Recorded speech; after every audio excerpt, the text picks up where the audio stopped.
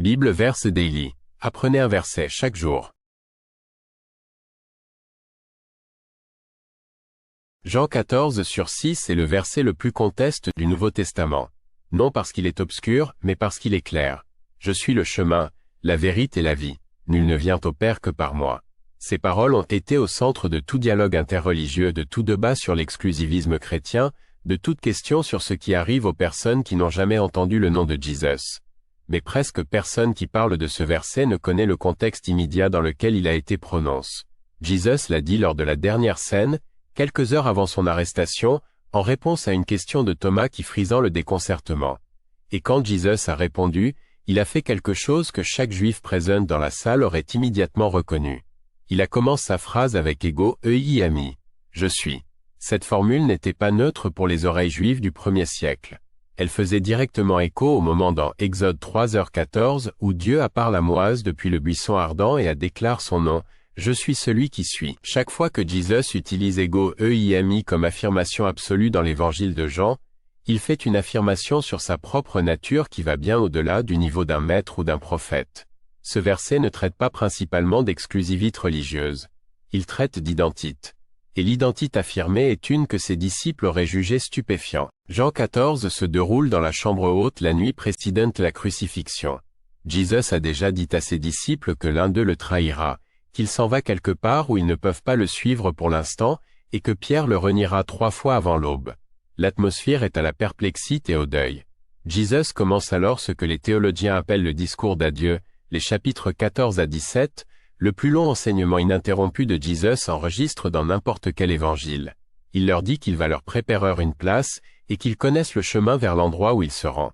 C'est Thomas, souvent rappel uniquement pour son doute après la résurrection qui l'interrompt à ce moment. « Seigneur, nous ne savons pas où tu vas, dit-il. Comment pouvons-nous savoir le chemin ? La question est honnête et confuse. Thomas n'est pas obstiné.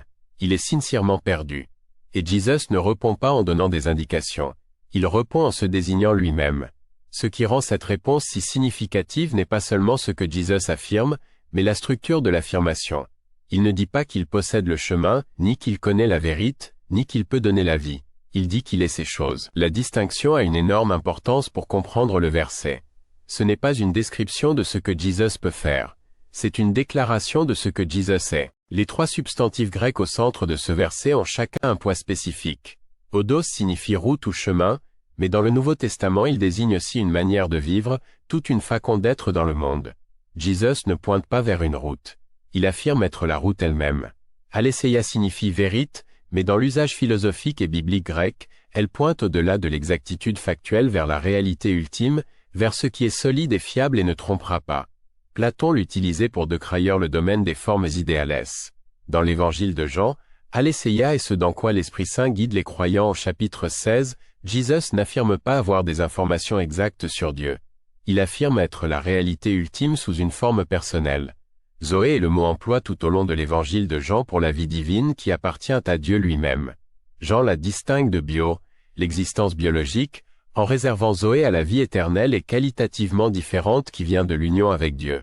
En Jean 1/4, la vie est en lui. En Jean 10h10, il est venu pour qu'ils aient cette vie en abondance. L'affirmation du verset 6 est donc triple. Il est le chemin qui mène à Dieu. Il est la réalité ultime qui révélait Dieu. Et il est la vie même de Dieu offerte aux êtres humains. La clause finale, « Nul ne vient au Père que par moi », n'est pas une déclaration de politique ajoutée à la fin. C'est la conclusion logique des 3 affirmations qui la précèdent. Jean 14/6 a généré plus de débats théologiques que presque tout autre verset du Nouveau Testament, précisément parce que les enjeux de son interprétation sont énormes. La lecture exclusiviste, soutenue dans la majeure partie du protestantisme évangélique, prend le verset au pied de la lettre. Nul ne vient au Père que par Jesus. Cela signifie que la foi consciente en Jesus est nécessaire pour le salut. La lecture inclusiviste, associée à des théologiens comme C.S. Lewis et Karl Rahner, accepte que Christ est le seul médiateur tout en permettant que son œuvre salvatrice puisse atteindre des personnes qui ne l'ont pas consciemment nommé. Le concept de Rahner des chrétiens anonymes entre dans cette catégorie. La lecture pluraliste, associée à John Hick et d'autres, traite le verset comme une expression de la loyauté communautaire chrétienne primitive plutôt que comme une affirmation métaphysique universelle. La théologie catholique développe une position intermédiaire nuancée, affirmant Christ comme l'unique médiateur tout en enseignant que la grâce de Dieu n'est pas liée aux frontières visibles de l'Église. Le deuxième concile du Vatican, avec sa Nostra Aetate, a ouvert un espace significatif pour cela.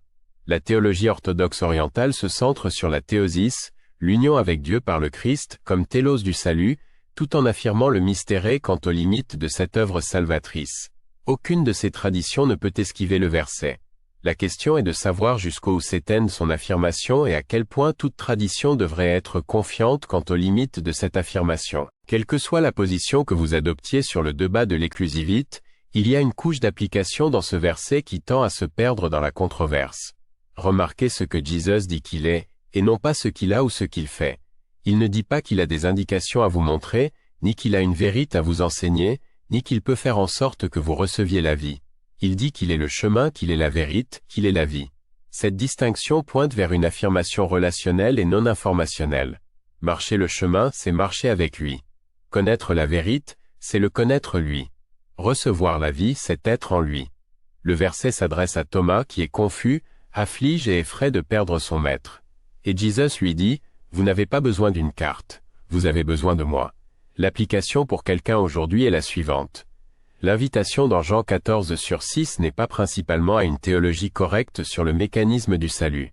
C'est à une relation avec une personne qui affirme être le fondement réel de la réalité, le véritable chemin vers Dieu, et la vraie vie qui ne se termine pas. Vous pouvez débattre de la question de l'exclusivité comme exercice philosophique indéfinime. La question que le verset pose vraiment est, voulez-vous connaître cette personne? Car s'il est ce qu'il affirme être, alors le connaître n'est pas une option parmi d'autres. C'est la seule chose qui vaille la peine d'être poursuivie. Jean 14/6 a été prononce dans le deuil et la confusion de la dernière scène, en réponse à la perplexité sincère de Thomas. Jésus a répondu non pas avec des indications, mais avec 3 affirmations absolues d'identité fondées sur le « je suis » de l'Exode. Le verset est conteste parce que les affirmations sont absolues. Mais le but derrière, elle n'est pas l'exclusion.